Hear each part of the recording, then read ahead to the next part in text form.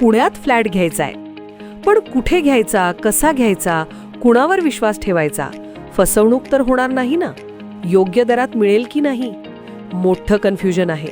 चला तर मग सर्व कन्फ्युजन दूर करण्यासाठी संपर्क साधूयात सारंग अहेर यांच्या रेरा रजिस्टर्ड ड्रीमोरा रियालिटीशी.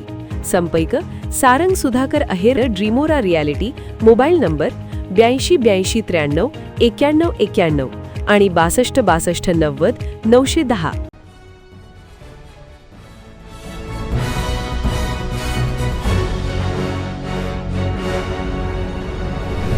आपण पाहत आहात BCCN न्यूज.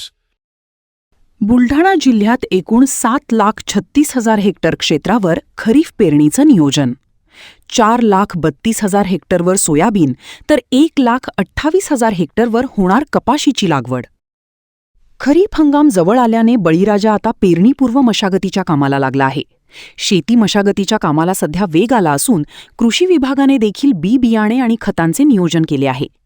बुलढाणा जिल्ह्यातील 7,36,000 हेक्टर क्षेत्रफळावर खरीप हंगाम पेरणीचे नियोजन करण्यात आले असून त्यामध्ये 4,32,000 हेक्टरवर सोयाबीन तर 1,28,000 हेक्टर क्षेत्रफळावर कपाशीची लागवड होणार असल्याचा अंदाज आहे.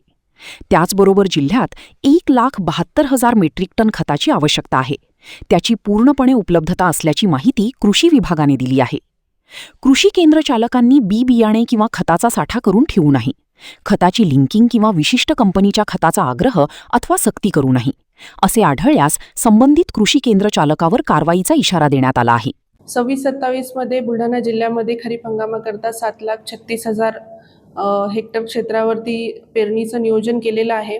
यामध्ये प्रामुख्याने जे सोयाबीनचं क्षेत्र आहे ते आपलं असणार आहे. त्यामध्ये 4,32,000 हेक्टर क्षेत्रावरती नियोजन आहे. त्याचप्रमाणे कापूस जे आहे ते 1,28,000 हेक्टर क्षेत्रावरती आपण नियोजन करतोय.